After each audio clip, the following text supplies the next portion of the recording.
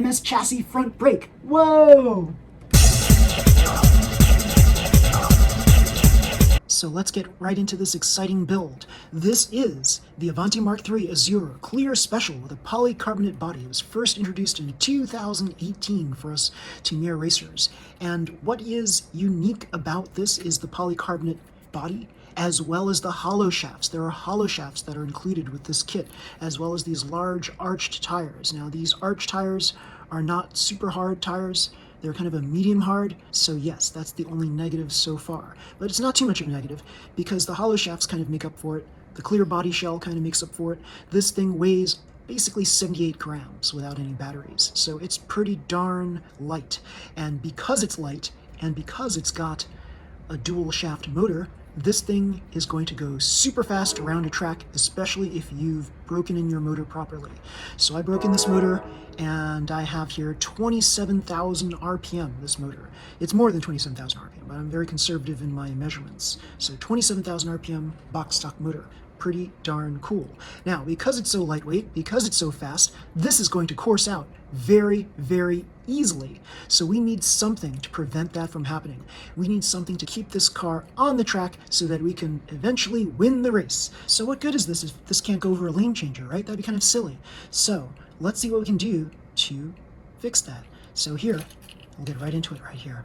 I've got this brake right here, and I fabricated it out of a part that's found in the kit. Yeah, so if you take a look quickly right here, this is part of these parts here. These are ABS plastic parts, and they are used for the polycarbonate shell. So here, there's this little stand that basically supports the polycarbonate shell, and these parts here are for that. So you get all of these little extra parts here, and these little extra parts, depending on the kit that you have, depending on the polycarbonate shell you have, you use these to help support the cowl so that it stays in place on the chassis. So yes, normally you take 2 screws and you drive the screws through the top spoiler, and it goes through to what you see here, one of the plastic parts that was on here, and then it goes through, there's another double O-ring plastic thing that's underneath there, and then there's this support that was this. Now I have this as an extra because the little body catch knob basically broke off because this suffered a head-on collision with another car recently. So yeah, I was in testing, and this car flipped around and went backwards, or maybe the other car went backwards, and there was a head-on collision, and it was just terrible. Totally, totally terrible. It broke off the entire cowl, and I was like very distraught. So I had to remove this whole thing. That's why you see holes right here. There's normally like no holes right here. This sticker was beautiful over this spoiler piece until the accident happened. And I removed both of the screws and I replaced it with a spare piece right here that I got from another polycarbonate body shell that I purchased as a separate item. So I'm using this as a substitute right here off of this. And this is exactly the same thing that you get inside this Clear Special kit. So what I've discovered is you can actually just thread 1 screw through here, and if you tighten it hard enough, it'll stay on. So you don't need 2 screws for this. You have then the spare screw. They give you 3 screws in this kit. So with the spare screw and the additional screw, you can actually create a front brake using this part right here. So when you clip everything off of this, you basically get this. So what I'm using here is, take a look at this. There were 3 pieces here. This, and this piece here. So that's basically this, and this. So I basically clipped it here. I clipped it here, and I removed this centerpiece, and I clipped this part across here. So again, here, where my right nail is, here where my left nail is, clipped off this piece, and I clipped off this piece. So this entire section here, this is your brake. So you then attach it with these screws here, and it's a loose fit, it's not tight. However, this doesn't like slide up very easily. On occasion, over time, this will start wearing out here and you'll need to replace it. But in general, this stays put so that when this approaches the lane changer, it will hit this, and this here will slow down the car. Without this, all hell breaks loose and this thing will just corkscrew and flip off the lane changer. But with this, it gives us enough friction so that it slows the car down over the lane changer. Now, depending on how the car enters the lane changer, that might tilt this brake over slightly to one side. Generally, this side here, the right side, gets affected more. So after the race, you just drop it a little bit, drop it a little bit, and you'll see friction causes this to stay in place, just like so.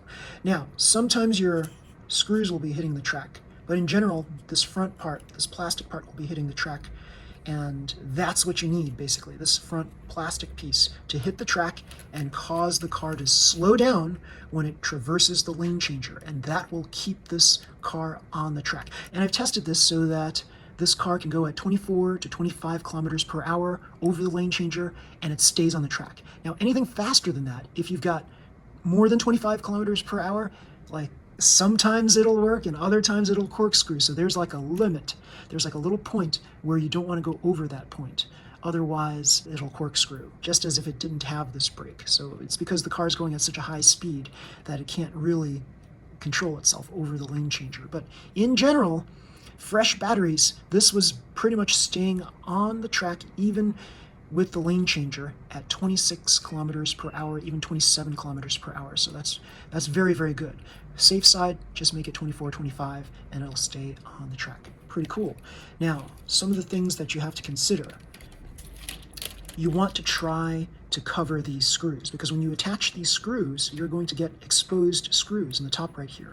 So right here is where we're attaching them. This hole and this hole, and right above you'll have exposed screws. Now I basically covered them up using the name sticker, as well as a rectangular piece that I cut from the old sticker sheet with all the stickers on it.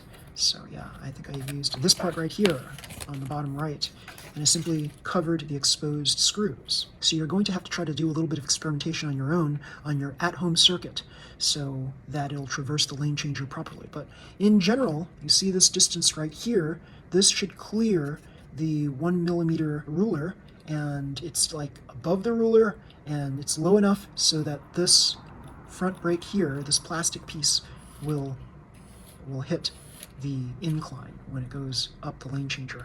So let's take a quick peek here at the 1 millimeter aspect of this. So here's our 1 millimeter right here. It's got to pass that. So it, yes, it's under here. I think you can actually hear it. So let me put this on a different flat surface here just to show you. And even if it's not, we'll just adjust it properly, because I tested it so that it was well above 1 millimeter and it worked fine. So here we go.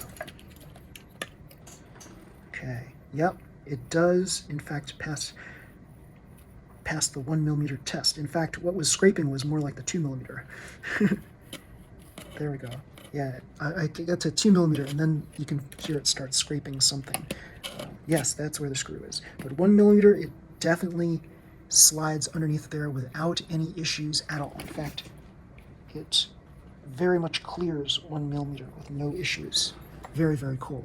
So it's an easy build, right? So it's an easy build, and you can build it with parts that are found right in the kit. And if you need a spare, you just go buy another polycarbonate shell. You'll get this piece here, and you'll be able to use this piece in case it ever breaks, because head-on collisions are terrible, especially on these polycarbonate shell cars. And unfortunately, there's no way to replace the sticker set unless you get another Azure. Yeah, this is a nice, very nice looking car without the holes on the top of the spoiler. Very cool. So make sure, guys, make sure that on your tires, on all of your cars, especially box stock cars, that you line up the parts of the tire where you cut the tire off the sprue. Try to line up the two cut points so that they are even, because you never want one cut point here and say one point down there, because then you'll end up with a jalopy effect when the car is moving forward. You want to try to keep these 2 points parallel so that when you go forward, there's no jalopy effect. It'll be a smooth ride. It's not like smooth as in there's no possible friction caused by the little bump points, the cut points, but having them even will definitely prevent the jalopy effect and will keep your car more stable. So the name of the game is stability when you're doing all of these mini four-wheel drive race cars. So yeah, back and the front have the little cut points parallel to one another. That's my super secret trick. Like if you can do that, that's going to really stabilize your car a lot. And it's like one of those tricks where I just found it out on my own and nobody told me about it. And like basically it's like sensei knowledge. So yeah, pretty cool. Sensei knowledge that I just figured out myself just because I was good at physics. Very cool. So other things to consider on this. This is just ABS plastic. This whole thing is ABS plastic. So you have to be very careful with it. It is not super sturdy like the reinforced chassis. So what you need to do every now and again, you have to take your screwdriver and just play test these rollers and make sure that they're secure. So what I would do is basically unscrew like half a turn and then rescrew and just make sure that it's tight, and do that with all four corners. Now, here's a technique that I like to do if I'm using the screwdriver in one hand and holding the car in the other hand. Here, on the upper right, I have my index finger underneath this roller. So now, see, as you see here, I'm kind of bracing this car so that it doesn't flex. It doesn't, when I'm screwing the screw in or detaching the screw slightly, then it doesn't flex inward. You don't ever want to place undue stress on your front or rear sides where the rollers are. So I'm holding it down and I'm doing the unscrew, rescrew. And then when it comes time to do the other side, I place my thumb under here and move my finger over a little bit, my index finger over. And now I've got a brace underneath my thumb. So I do an unscrew, rescrew. And then I flip the car around onto its other side, index finger underneath this upper right, and I do an unscrew, rescrew, and then switch over, thumb, index finger shift over, and I do an unscrew, rescrew, and just make sure that all the rollers are tight.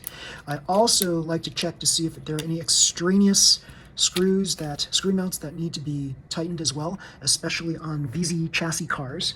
Let me show you a VZ chassis car. So VZ chassis, you've got this part here where the front roller mount is attached to the chassis itself, and I always like to, at the end of every race, I unscrew and rescrew, unscrew and rescrew, and on the other side here, we flip it over, we see the two screws there. I unscrew, rescrew, unscrew, rescrew, and again, here we have 6 roller mounts, so you want to make sure that everything's unscrewed and rescrewed so that everything is on tight. And what I do is the same method as before, index finger underneath, unscrew, rescrew, thumb, unscrew, rescrew, flip it over, index finger, unscrew, rescrew, thumb, unscrew, rescrew, other side, index finger, unscrew, rescrew, thumb, unscrew, rescrew. That ensures that all of your rollers are mounted securely and all of the screws that attach the chassis to the roller mounts are secure. Very cool. So let's take a look back over here. So we see that it shifted a little bit, right? So we were handling this thing, and this thing eventually kind of pushed itself so that it's flush against the chassis. So we need here, one side's probably a little easier than the other, so we can slide this one down pretty easily. And then the other one's a little sticky, so we need tweezers. Yes, these are sticker tweezers, and you can kind of place them underneath this plastic piece and jiggle it free. And if that doesn't work, then you can just unscrew the screw and then rescrew it on, and then you can move this brake up. So let's take a quick peek here. Let's kind of push it up a little bit more. I need to push that up, and yeah, you don't want to push too hard, because if you push too hard, what's going to happen is you'll probably break this piece off, because these are held by very thin pieces of plastic. See, that's a thin piece of plastic right there. That's a thin piece of plastic. So it's fragile, but it works. It's pretty cool. And basically what I did here was, I just one day was thinking about all of this, and I was like, this kind of matches the mounting points here. Yeah. Now, I could have chosen this one, right? But the problem with using this one is this piece here is noticeably longer than this or this. So these two here are closer in width than the center one. So I decided to just get rid of the center one and just use this and this, where my thumb fingers are pointing, this and this. And this was perfect. This basically fit right here. And what I could have done, if I wanted to make it a little better perhaps, is I could have just cut off, not here, but here where my right thumbnail is. That way I get a longer piece of the brake to cover more real estate on the top. And I think that would have made a better brake. So yeah, next time I'll try that for the next brake that I create. So I'll just cut from here, my left thumbnail, to here, my right thumbnail, and that'll make this brake a little bit longer and more symmetrical on here. Yeah, pretty cool. So yeah, and this car really likes to stay on the track with this brake. I like it. So let me just bring this up a little bit more. Let me see if I can, because it's kind of finicky right now. And again, you don't want to push too hard, because this is a delicate thing.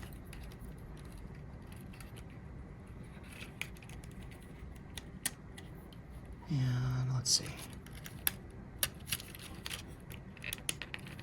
Yeah, little by little, there it is. I got it to come back up, and you want to make sure that this is pretty much even. This distance between, that you can visually see it, the distance between this screw and this screw hole right here, it's about the same now. And so friction is causing this to stay in its place. Pretty cool. And again, if this were a little bit longer, this would definitely cover more real estate. You want it to basically go from this inner edge of the wheel to this inner edge of the wheel. So yeah, the brake could have been a little bit longer so that it would basically fit like that. Yeah, pretty cool. So maybe that will be in for revision 2 of the brake. Pretty cool, pretty cool. So let's take a look at the back here. As you see here, this is held by one screw. You can't really see, but you can see here, there's only one screw in place. You can kind of barely see that, but there's a screw there, but not in there. So let's take a look at how this goes. So let me just remove this so I can show you.